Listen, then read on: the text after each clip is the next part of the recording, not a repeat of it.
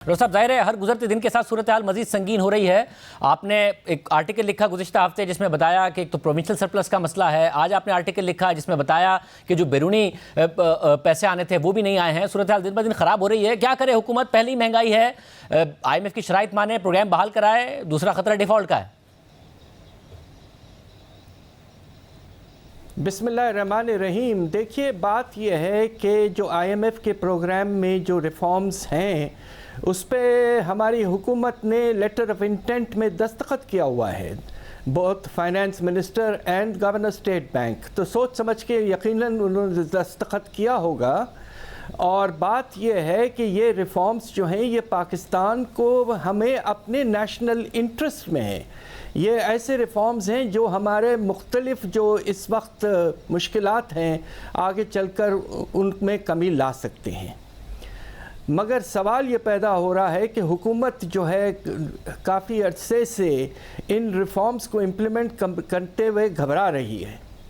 میں اپنی رائے یہ ہے کہ دیکھیے، اس وقت پاکستان کے جو معاشی حالات ہیں اور جو ریزروز کا لیول گر چکا ہے حد سے زیادہ، ہمارے سامنے اس وقت آئی ایم ایف جسے کہتے ہیں کہ ایک ملک اگر دیوالیے کی طرف جا رہا ہے خدا نخواستہ، تو IMF is the lender of last resort. IMF کی چھتری کے ان حالات میں بے پناہ ضرورت ہوتی ہے. تو نہ صرف اس چیز کے لیے ہمیں کرنے ہیں ریفارمز، مگر یہ ہمارے نیشنل انٹرسٹ میں بھی ہیں یہ ایسے ریفارمز. تو لہٰذا مجھے اس بات پہ بڑا افسوس ہے کہ ہماری حکومت نے دستخط کرنے کے باوجود ان ریفارمز کو امپلیمنٹ کرنے سے گھبرا رہی. صاحب، اگر اب حکومت کا یہ کنسرن ہے کہ ذرا ایک پولیٹیکل گورنمنٹ کا کہ بہت مہنگائی آئے گی، پولیٹیکل کیپٹل اور برن ہوگا، آپ کے خیال میں جو مہنگائی کا طوفان آئے گا وہ اور زیادہ عوام کی کمر نہیں توڑے گا اگر یہ آئی ایم ایف کی کنڈیشنز مانتے ہیں؟ خدا نخواستہ اگر آپ دیوالی کی طرف چلے گئے تو افراط زر کی رفتار 2 یا 3 گنا ہو سکتی ہے. اب آپ یہ دیکھیے کہ مختلف ملک سری لنکا، گھانا وغیرہ جو پچھلے دنوں ڈیفالٹ کیے ہیں، ان کے یہاں افراط زر کی رفتار 60 سے 70% ہے، اور دوسری طرف ان کے کرنسی کی قدر میں خاص طور پہ سری لنکا کے 80% کمی آئی ہے. تو یہ بات ذہن میں رکھنا چاہیے کہ اگر آپ نہیں کریں گے تو اس کے نتائج کیا ہوں گے. وہ آج کے جو ٹرینڈز ہیں اس سے بہت حد تک اور خراب خدا نخواستہ ہو جائیں گے. اس لیے ہمارے پاس اس وقت آپشن نہیں ہے. ہمیں اپنے پروگرام کو آگے بڑھانا ہے، جون تک لے جانا ہے، اور مجھے تو یہ کہنا مجبوراً پڑ رہا ہے کہ شاید اس کے بعد بھی ہمیں 3 سال اور ایک آئی ایم ایف پروگرام کی ضرورت پڑے گی جن حالات میں ہم اس وقت پھنس چکے ہیں. یہ آپ نے گزشتہ حکومت میں بھی کہا تھا کہ یہ والے آئی ایم ایف پروگرام کے بعد ایک اور پروگرام چاہیے ہوگا. آپ اب دوبارہ کہہ رہے ہیں. مسئلہ ہوتا کیا ہے؟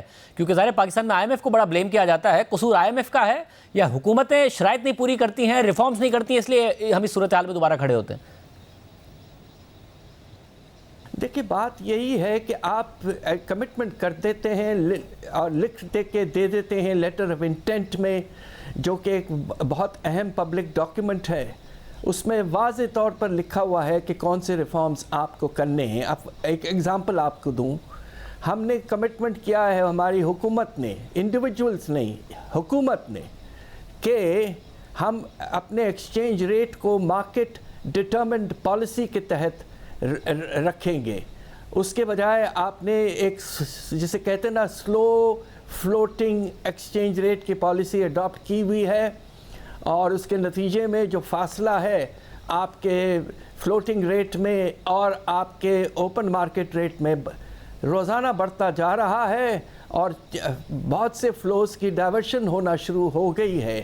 تو دیکھیے، یہ جو پالیسیز کی آپ نے سوچ سمجھ کے کمٹمنٹ کیا تھا، سپٹمبر کے رپورٹ میں جو واضح ہوا ہے، وہ آپ امپلیمنٹ کریں. آپ کے انٹرسٹ میں ہے، ہمارے ملک کے انٹرسٹ میں ہے، اور آئی ایم ایف پروگرام کی چھتری کی ہمیں اس وقت ضرورت ہے، خدا نخواستہ حالات اگر اور خراب ہونے لگیں.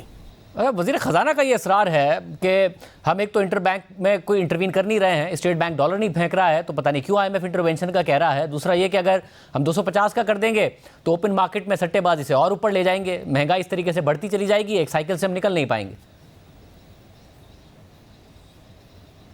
بات دراصل یہ ہے کہ اگر آپ کا مارکیٹ ڈٹرمنڈ ایکسچینج ریٹ اس لحاظ سے ہو کہ سپلائی اور ڈیمانڈ کے بیلنس کو دیکھا جائے ڈالر کی، تو پھر ہوگا یہ کہ جو ڈائیورشن ہو رہا ہے پیسہ ہمارے ریمیٹنسز کا حوالے کی طرف اور ایکسپورٹس کی پروسیڈز باہر ریٹین کیے جا رہے ہیں، اس میں یقیناً کمی آئے گی، اور فاصلہ کم ہونا بہت ضروری ہے اس وقت، اس لیے کہ بہت شارٹیج ہے مارکیٹ میں اس وقت۔ خبر یہ ہے کہ شاید 255 260 روپے فی ڈالر بھی آپ کو ڈالر نہیں مل رہے ہیں، تو یہ فاصلہ کم کرنا بہت ضروری ہو چکا ہے۔ اس وقت یعنی آپ کا خیال ہے کہ حکومت کا جو ڈیفالٹ کرنے کی صورت میں پولیٹیکل کیپٹل برن ہوگا وہ اس سے بہت زیادہ ہوگا جو آئی ایم ایف کی شرائط ماننے کی صورت میں برن ہوگا، تو یہ بہتر ہے کہ ملک کو ڈیفالٹ سے بچائیں یا آئی ایم ایف کی شرائط مانیں؟ 100% آپ نے مناسب بات کی ہے، ہماری یہی رائے ہے۔ دیکھیے پاکستان، ہماری مجبوری ہے کہ ہمارا قرضے کا بوجھ بہت بڑھ چکا ہے اور تجارتی خسارہ بھی ابھی کافی حد تک زیادہ ہے۔ ان حالات میں آپ کو یہ سوچنا چاہیے کہ خدا نخواستہ اگر واقعی دیوالیہ ہو جاتا ہے، آئی ایم ایف کا پروگرام چلے جاتا ہے یا سسپینڈ ہو جاتا ہے، تو جو اثرات ہوں گے وہ تقریباً 2 سے 3 گنا خراب ہوں گے۔